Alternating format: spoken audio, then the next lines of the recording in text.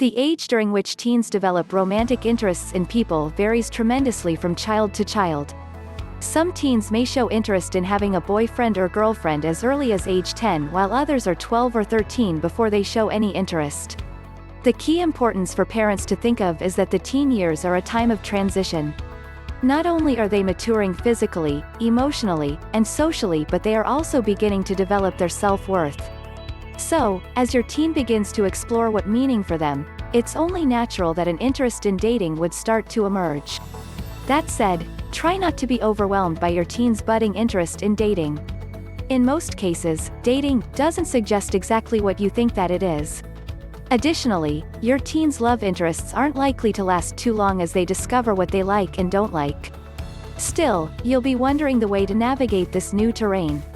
From those initial interests to those first breakups, here's everything you would like to understand about teen dating. How young is just too young to date? When it involves teen dating, it's helpful to start by defining what teen dating is, at what age they begin. Consistent with social science study, girls generally begin dating as early 12 and boys typically begin dating by 13, but they stress that it isn't what most parents may think.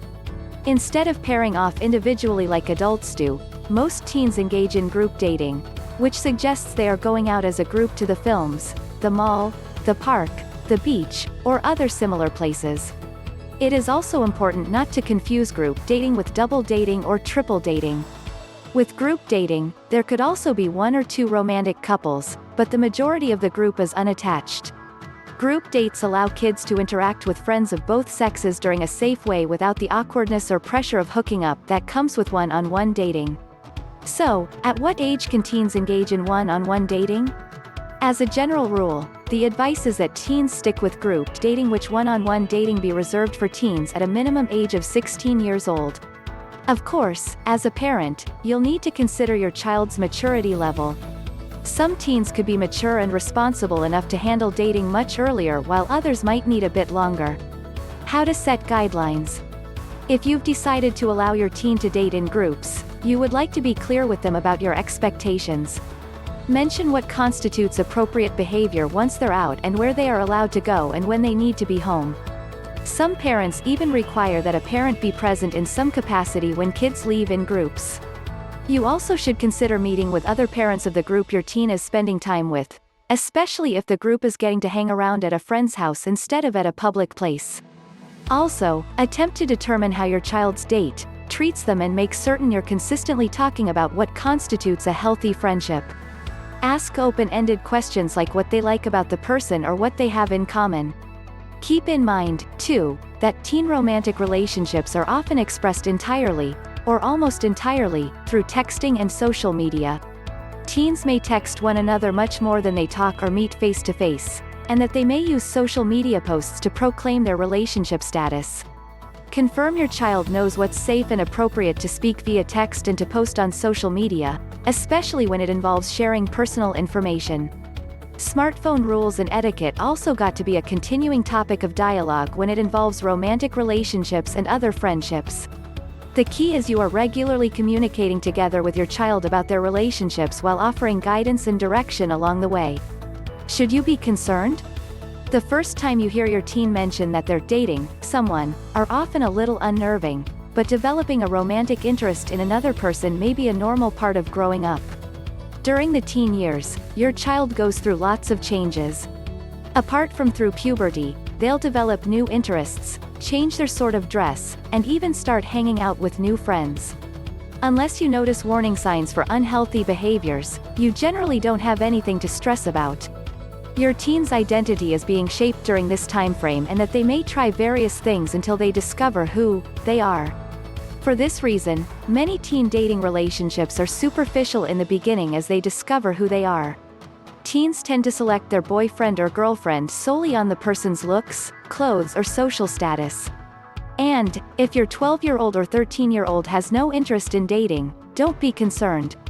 There is no rush when it involves the dating world. Their lack of interest doesn't suggest you should not have a meaningful conversations about dating. Talk to them about what constitutes a healthy relationship and the way to conduct themselves online and when out with friends. These talks allow you to create a framework for once they are able to start dating. Partnering together with your teen. The basis of any healthy parent-child relationship is communication. As uncomfortable it may be because it could be, it is vital to have regular conversations together with your teen about big issues regarding dating, even if your teen balks at the thought. By keeping the lines of communication open and being careful not be judgmental of their love interests, your teen is more apt to speak to you about their feelings or ask for your advice. It's also important that teens feel empowered with information that helps them set boundaries, expectations, and limits on themselves and therefore the person they're dating. Stay involved by sharing your first dating experience, and role play if your teen feels up there too. It is vital that they build confidence about dating in these early years in order that they're not swayed by misinformation. Also, make certain they need contingency plans should the group date not go as planned. They have to understand what to try if they're in peril or do not like what the group is doing. By partnering together with your teen every step of the way once they start dating, you'll be ready to guide them from their first crush to their last. What to avoid? While it's normal to be caught off guard by your teen's sudden interest in dating, you would like to make certain that you are taking it seriously and use it as a chance to speak about key issues related to dating responsibly. Even if you're freaking out somewhat, choose your words carefully.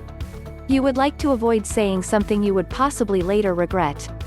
As an example, you ought to avoid labeling their relationship in like calling it an infatuation, puppy love, or young love.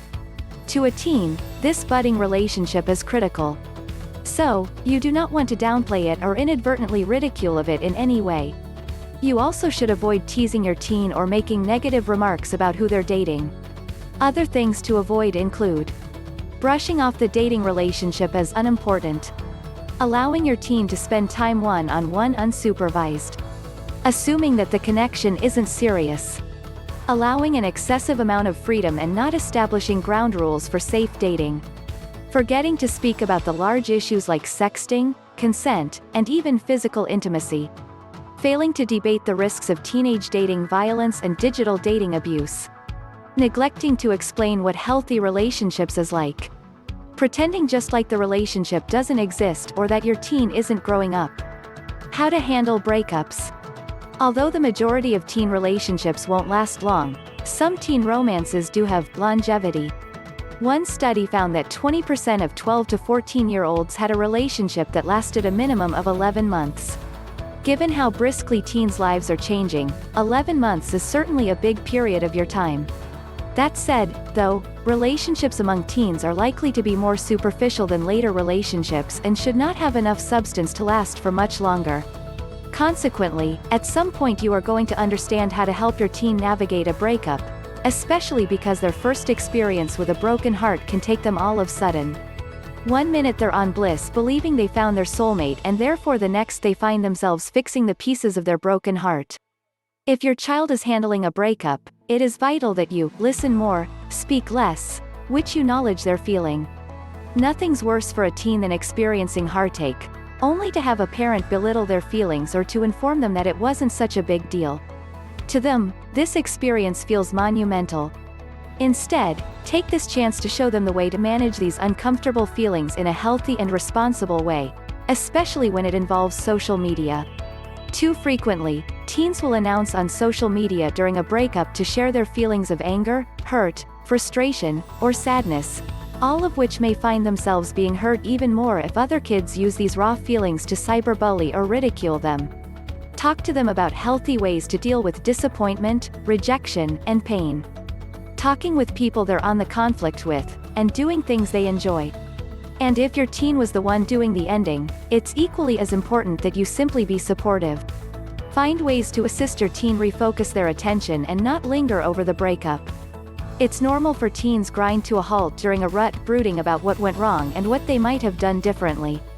While reflection is a crucial part of ending, ruminating for long periods of your time can become unhealthy. Talk to your teen about refocusing their energy in good productive ways like spending each day doing something fun with friends or taking over a replacement hobby. And finally, twiddling my thumbs and avoid saying anything negative about their former boyfriend or girlfriend. Some teens will advance pretty easily after a breakup, but some will need a little longer to process what happened and for his or her broken heart to heal. Be kind, caring, supportive, and positive, and your teen will get through it. A final word of advice. While it's normal to feel overwhelmed or maybe uncertain about your teen dating, it is vital not to allow these feelings manage your response. Instead, consider your child's maturity level and determine what they can handle. There aren't any hard and fast rules when it involves teen dating. So, ultimately you'll got to decide what's best given your child's temperament. If you opt that you simply are comfortable with your teen dating during a group setting, confirm you set some ground rules and communicate those clearly and effectively. You furthermore may want to make certain you're having regular conversations about safe and responsible dating, also, as all the factors involved during a teen dating relationship like texting and social media use. By educating your teen on the ins and outs of dating, you'll set them up for lifetime personal development and success into the future. Tell us what you think of the video in the comments below. And remember to click subscribe for more videos every day and hit us with a thumbs up if you enjoyed this video. Until next time, BGR Story, please take care of yourself and see you soon.